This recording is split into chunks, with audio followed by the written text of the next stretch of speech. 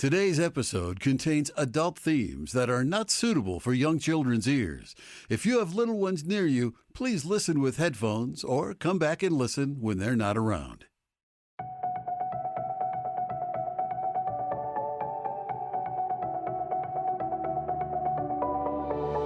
Welcome to Embracing Your Season, Raising Littles and Understanding Teens. Here's your host, Paige Clingenpeel.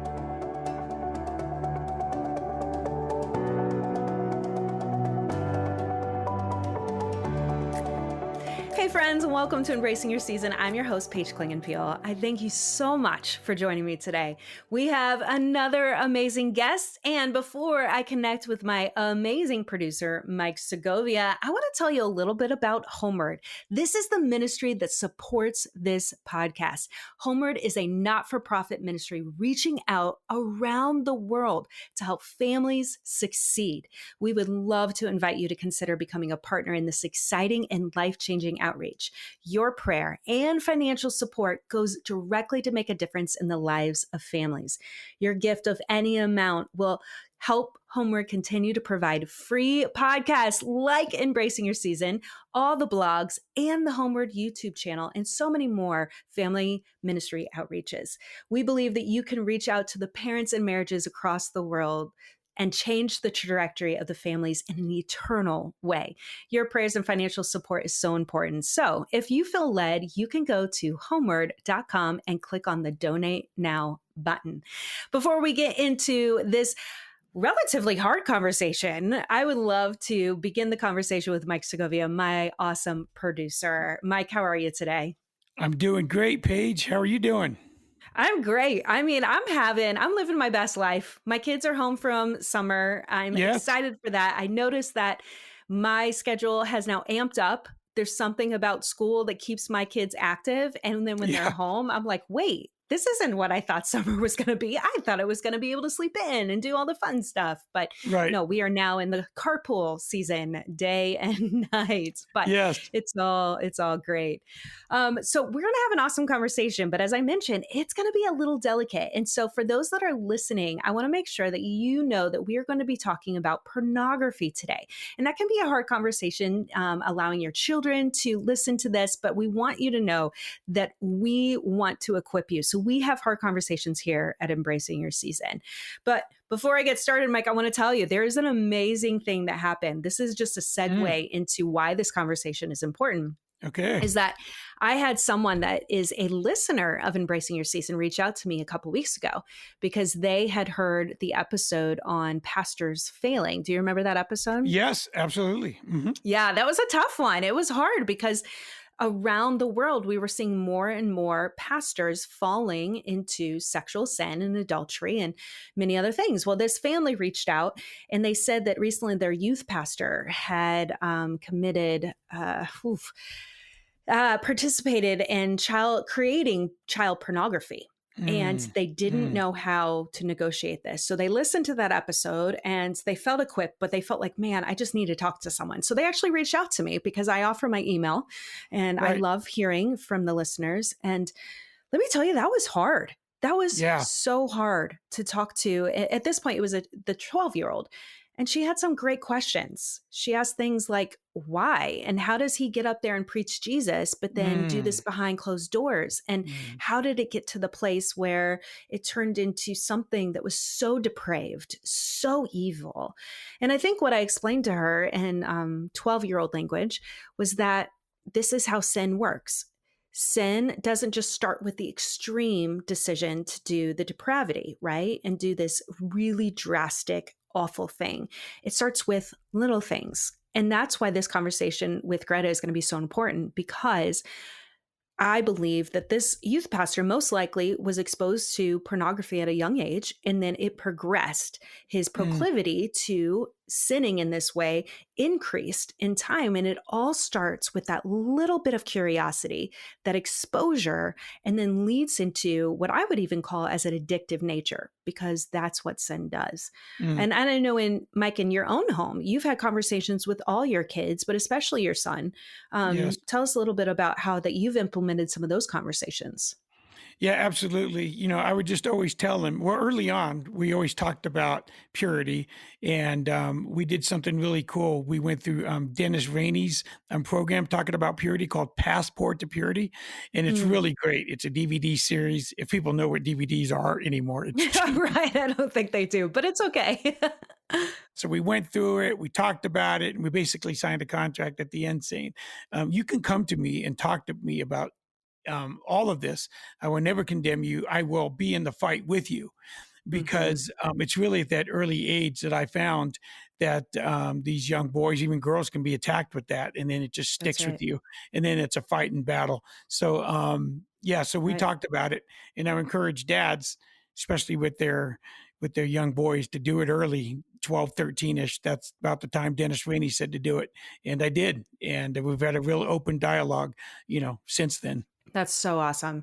Well, and what's great is Greta wrote a book, and I know you're going to tell us Oh a little yeah. bit more about that. And she's going to tell us just even during this conversation, how can we have these conversations because they're hard, they're uncomfortable. So tell us a Yes. little bit more about the guests we'll be speaking with today. Absolutely, she's amazing. I got my phone here because I gotta read it. There's no way I can memorize all this. It's a So, lot. She's written many books. she's amazing. Greta Eskridge, she's an author, speaker, podcaster, and second generation homeschooling mom of four. She lives in Southern California with her husband of 26 years, and they have four kids. Mm. She is passionate about helping families create meaningful connection, which she explores through her books, Adventure Together, 100 Days of Adventure, and her popular podcast, the Greta Eskridge Podcast. Her latest book, It's Time to Talk to Your Kids About Porn, equips parents to have age appropriate, honest, and hope filled conversations about pornography and sexual integrity. So I know this is going to be an amazing interview, Paige. And listeners, stick around to the end of our conversation because Paige is going to talk about her takeaways and what she got for this interview. But you know what? We got to get to it. This is going to be amazing. I don't want to take any more time. Let's get to the interview now with Paige and Greta Eskridge on this edition of Embracing Your Season. Well, Greta, thank you so much for joining me today. I'm very excited to have this conversation because I am certain the parents out there are ready to hear how they can have these conversations. Well, thanks for having me. I am absolutely delighted to be with you guys today, Paige. Well, I first want to start with what even prompted you to write the book, It's Time to Talk to Your Kids About Porn? Well, that is a common question because Yeah.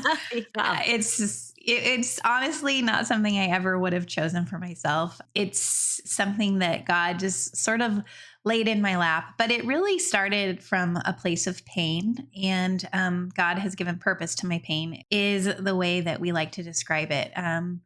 Years ago, my husband came to me and confessed that he had a porn addiction, which in addition to that problem led to an affair. And as you can imagine, that rocked my world Mm.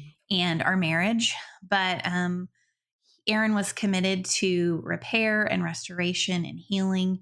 And we both set off on that journey. And it's been 15 years since that happened. And we have just experienced tremendous growth and healing and freedom. And now, as a couple, we're passionate about helping individuals, families, and kids be equipped with better tools for conversations about pornography, for protection from pornography than we were given, because our goal is to help people not suffer through the same heartache that we experienced. Absolutely. And so it took this crisis. And this is what I love about God, right? Is he takes these things, it's a scripture verse actually, where he takes these ashes and he turns it into something beautiful. And so Yes. praise God that we serve a God that does that. But for you to even jump on that after the healing has happened and realize now we can be proactive, we can actually help other family members and other families throughout the world. How incredible. And surely, the statistics. The statistics out there is that kids are seeing watching or being exposed to pornography at 8 to 10 years old. Or I even have this stat in front of me right now that at the age of 13, 75% of males and 70% of females by the ages of 13 through 17 have viewed pornography. So this is absolutely a necessary conversation to have with our kids if we hold the view that pornography is so detrimental to our bodies, our minds, and our spirits. So helping parents understand when should they, and I know age is arbitrary, but when should they start having some of these conversations with their kiddos? Well, I love that you brought up that stat of first time exposure and it being between the ages of 8 and 10 or 8 and 12 years old when they're young. And I always encourage parents to think about having this conversation in a proactive way rather than a reactive way. And so what that means is we want them to have the conversation with their kids, ideally before they're exposed to pornography, because if they're having before exposure, that means they're having a proactive approach. Reactive would be after exposure. And ideally, like we're going to give our kids the tools to know how to handle this exposure, how to know what to do before it ever happens. And so that means really that first conversation could happen before the age of 8. And that's when I get a lot of pushback because parents are like, oh my gosh, how could I talk to my 7-year-old, my 8-year-old about pornography? And I understand the hesitation. I understand the fear, the concern. But again, if we're thinking we want to have a proactive approach, then that's what we're going to do. We're going to start at a young age. And there's a couple really important reminders that I want parents to know about that can sort of help alleviate that fear. Can I go ahead and share those? Absolutely. So the first is that when your kids are young, 6, 7, 8, 9 years old, they don't carry the weight of the knowledge of pornography, the pain, the trauma that so many of us carry as adults. Even if our lives have not been personally impacted by pornography, like mine or my husband's, we still might feel things like shame or fear, a lot of discomfort, awkwardness, but our kids don't. To them, it's just another word. It's just another thing. And so we're not saddling them with this heavy weight that we feel when we hear the word pornography. In fact, we're giving them tools to make that weight far lighter so that they can know how to respond appropriately and quickly and safely. Yeah. The second thing parents need to remember or need to know is that when we are talking about pornography to our kids, we are giving them a digital safety plan. They're growing up in a digital world. And so while it feels like inappropriate to talk to a young child about pornography, we have to recognize they're growing up in a different world than we grew up in. So there are new things that they have to be made aware of to be kept safe from. Just like, you tell them don't touch the stove. It's hot. It'll hurt you. Don't cross the street without holding my hand. I don't want you to get hit by a car. Well, now we have this additional thing to be careful about, not just the hot stove, not just a busy street, screens. How do we give our kids a digital safety plan? That's the second thing. So it's a reality for the world we live in. And then the third thing that I think is so important is we are not giving them all kinds of information when we have these early conversations. We're giving them the least amount of information to keep them the most safe. So we don't say a lot. We say just enough to keep them safe, not all kinds of extra information that they don't need because they are not developmentally ready. They are not ready for a conversation that you would have with your 17-year-old. It looks very different. And I love that delineation, right? Where you're saying that you're still having the conversation, but you're mindful of how deep and detailed that you get with that. That's the key. And that I think will alleviate some of the discomfort that parents have going into it, because as you indicated, our minds know all of the things about pornography or addiction, or even just the sin and the shame that comes alongside those things. Our kids will not experience that because we are educating and we are equipping them, but we do it within, I love that line of just keeping them safe. So the most amount of information that keeps them safe. Yeah, that's so great. And I can tell that I have an experience with my own boys when, gosh, they were, mean, this had to have been at least 3 years ago. We've had those conversations about pornography, good pictures, bad pictures, using that book to help give language to some of these things, being protective online. And they only had Wi-Fi enabled devices. But what happens is they still can get exposure. That's the scary part, is they still have exposure. So my job is to help them be aware that exposure still happens. When you see this, turn away. Well, what ended up happening is they received, I think, a picture from a friend who didn't necessarily have those conversations with their parents. And they thought it was so cool having this picture of this woman in I think it was just like a bikini. So praise God, it was pretty benign. But at the same time, it was indoctrination of potential desensitizing them to objectification of other people's bodies, right? And so when I saw that, I tell you, I panicked. I literally grabbed their phones, and this is not how what you need to be doing, listeners. This is why we're having these conversations now, is that my reactivity was an immediate anger and how dare you do this? This woman has a father and sisters and brothers, and like this, you can't treat her this way. And then I was like, whoa, this is going to compound my child's reaction and not feeling safe to come to me. So I went back to them and I apologized. And I said, I'm so sorry because I allowed my fear to dominate my parenting in that moment. And let me tell you, the reason why I'm fearful is because I know that this can transition into something else where you potentially lose control of your desires. And when you open up that exposure, sometimes it creates something in your own heart that makes you want that more without fully understanding what's happening. And so I explained it to them in a bit more. And so even though I had these conversations from a young age, I still became very reactionary when I noticed that it actually happened. And so I think that's my encouragements to parents is like, this isn't a one and done conversation. This needs to be continued conversation within your homes. And when you mess up, because you most likely will, not even just in this case, but in any parenting modality, own it, ask forgiveness, and explain a little bit more about why your reaction was the way it was and what you wish you can do or what you will do differently next time. And so again, this conversation is going to be super important for all of us to have with our kids as they continue to get older. The problem is, of course, is that sometimes we can be overbearing in some of these conversations when we talk about especially pornography. So how as parents, Greta, can people be both informative and protective without being too aggressive with our parenting controlling? Well, I think that we want to just keep the conversations short. It helps when they're young, especially that we're not giving lots of information because that helps keep the length short. We want to keep it really conversational. Lighthearted feels like the wrong word, but that is kind of the tone. Not heavy, not scary. Even I would say not saying like, we're going to, go and have this special conversation at a coffee shop face to face and sit down, like we need to have a talk about this. Like, don't even use that kind of phrasing. Have it be while you're doing something, making dinner together, having a snack, sitting on the couch side by side, reading a book together, on a walk. Like I think playing, shooting hoops, whatever it is, like that shoulder to shoulder time is so great because it allows for it to be less intense feeling for the kid, and for you it's just more casual.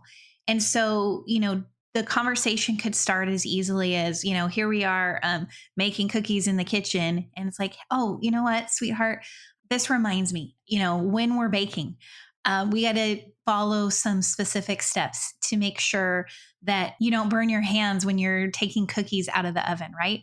Well, I need to tell you about something else that could be potentially dangerous and hurt you. And it's something called pornography. And I want to make sure that if you ever see this thing called pornography, I'll tell you what it is.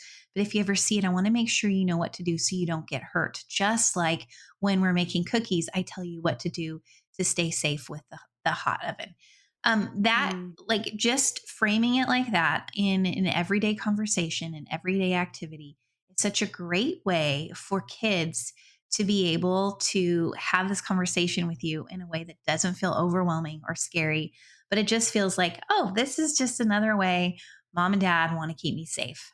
Yeah, that's so good. And I love that it's sprinkled throughout common conversation. And then it's with the perspective of I'm keeping you safe. This is what I know as a parent because I have a different worldview, but I want you to be equipped, knowing that they're going to be exposed to this. I just the other day I was on my Facebook feed and I follow a lot. I love reading and I follow this historical fiction thread. And within it, they must have been hacked, or maybe it's a public profile, so they're able to post things right there in the middle of my Facebook feed. It took me literally like 2 seconds to be like, am I seeing what I'm seeing? I was like, are you kidding me? So I wasn't looking for it. I certainly wasn't in the understanding it would be over what historical books I should pick up next. This is unfortunately what happens with kids. And so preparing them, knowing it's going to happen, is the way that we can love them well. I think one of the misnomers, of course, is that boys are the only one that struggle with pornography. Can you speak a little bit to making sure that we're having these conversations with our daughters?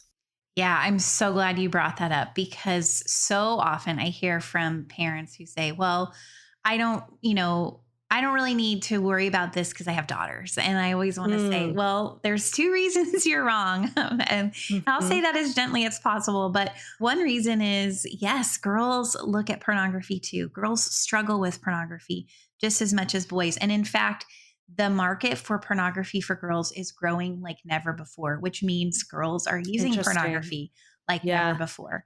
And then secondly, your daughter, even if pornography isn't something she ends up struggling with herself, she will someday potentially be married to somebody, and she needs to know about pornography use in her potential boyfriend, fiance, or spouse. And she needs to have the tools to know to identify pornography use, and its damage and its dangers. And so as parents of daughters, we need to have the conversations with our girls too, because they need to know that it's dangerous for them to use for themselves, and it's dangerous in a use in a potential partner.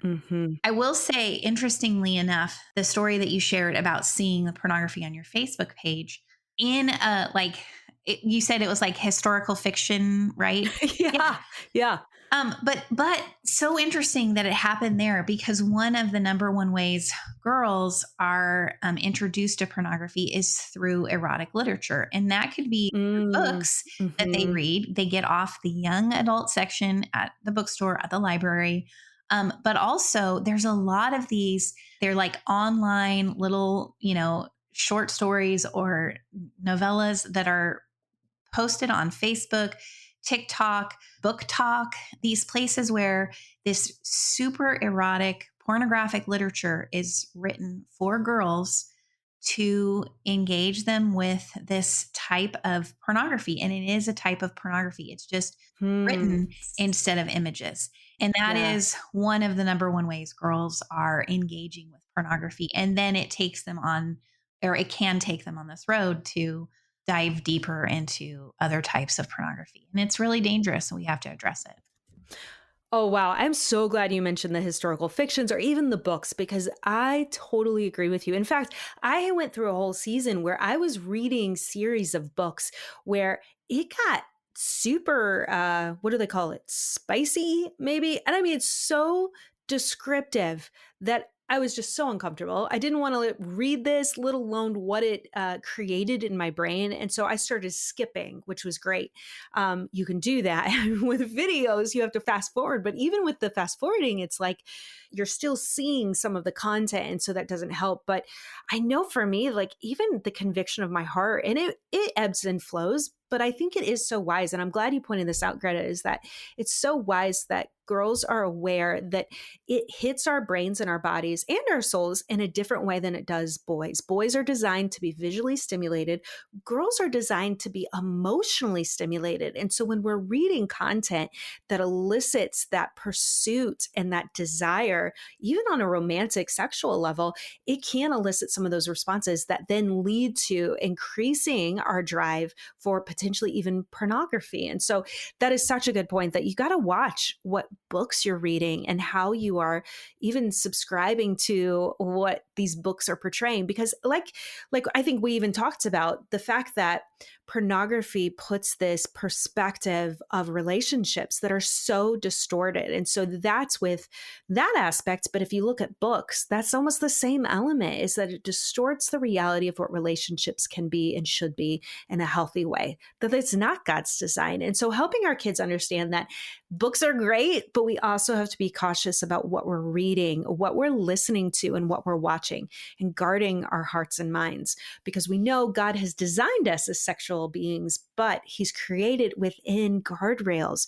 because of his design is always within perfection. And so raising our kids up to know those guardrails, raising them up to protect their hearts, raising them up to know that temptation is real, that it is going to happen, that we are going to be exposed, even in ways that we don't want to. Hello, Facebook.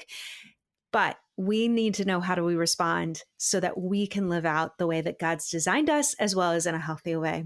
Well, Greta, I have so appreciated this conversation with you today. I know that it's going to bless so many people out there, and I'm excited for people to get your book, as well as just your resources, listen to your podcast. And so listeners, please make sure you tune into our show notes. All her books, all her resources, where you can find her podcast is all listed here. So again, Greta, thank you so much for joining me here today. I really appreciate you being on Embracing Your Season. Absolutely.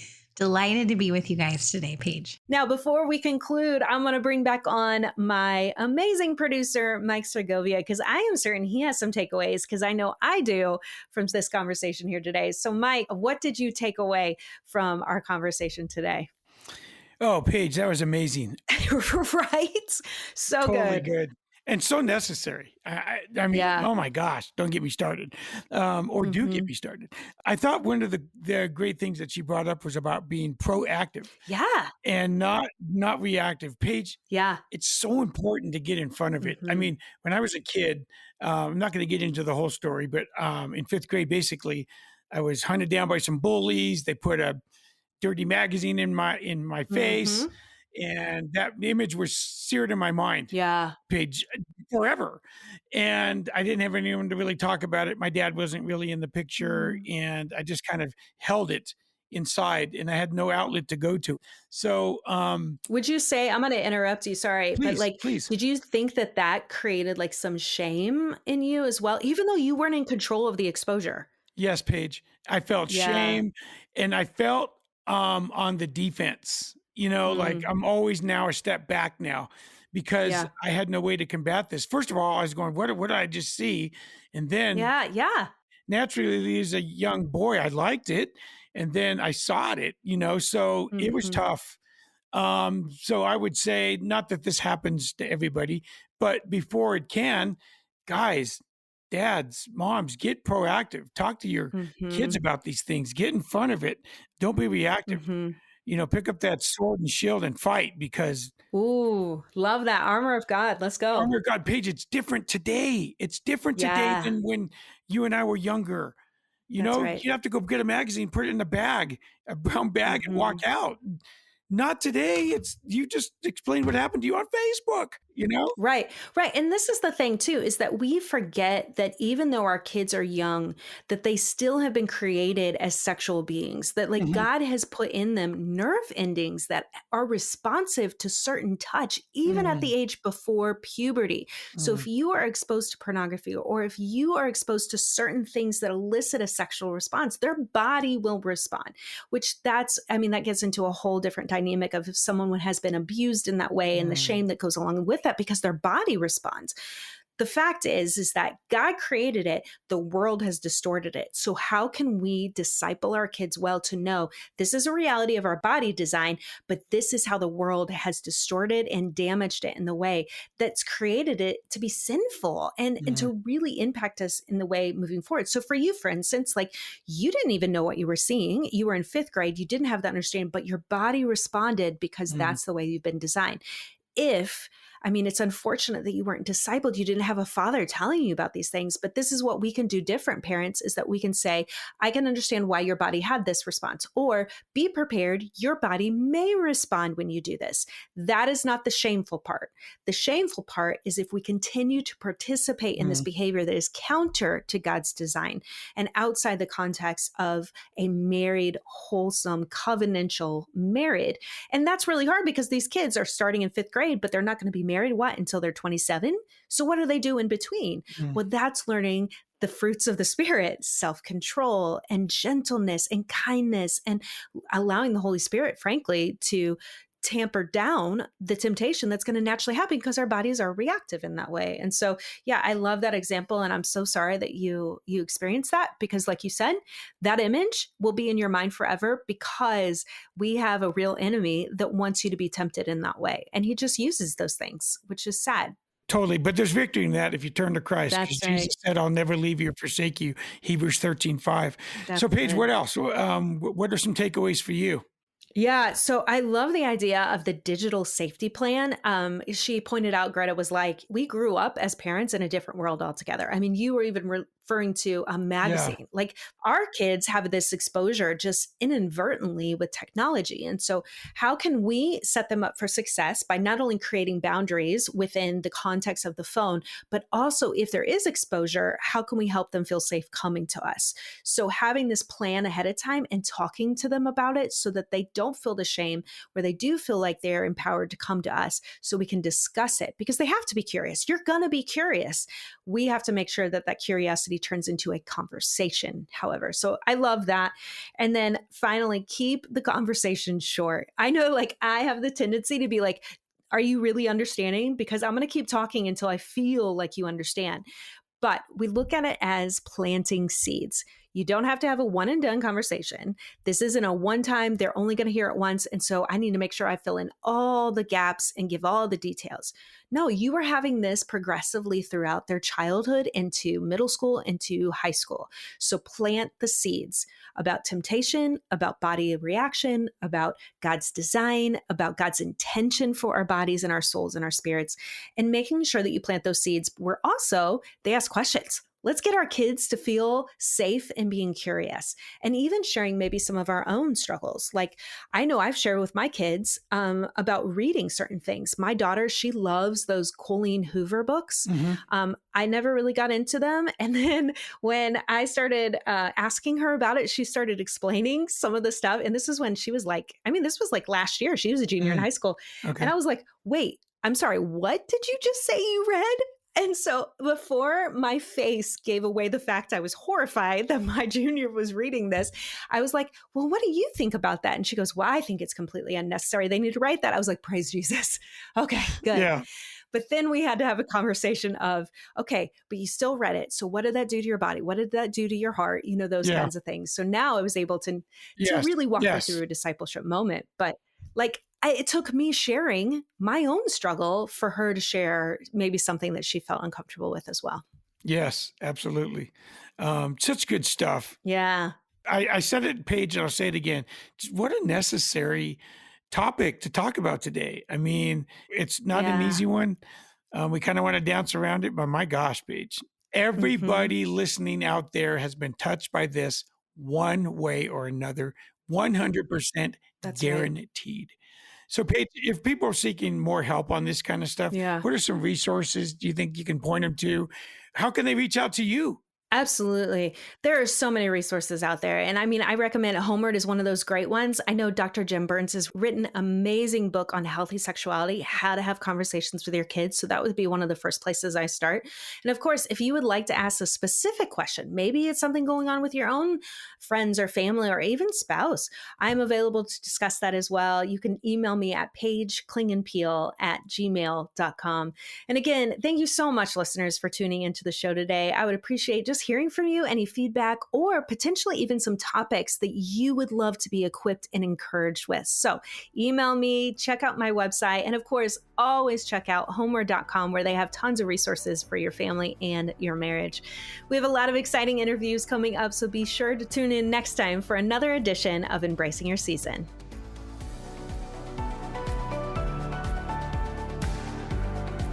Thanks for joining us for this edition of Embracing Your Season with Paige Clingenpeel. Check out her latest resources and episodes on her website at paigeclingenpeel.com. That's Paige, P-A-I-G-E, Clingenpeel, CLINGENPEEL.com. Also, be sure to follow Paige on all her social media pages, Instagram, Facebook, and YouTube. Well, that's all the time we have for today. Thanks again for joining us. Be sure to tune in next week for another edition of Embracing Your Season, Raising Littles and Understanding Teens. This program is sponsored by Homeward. Find out more at homeward.com.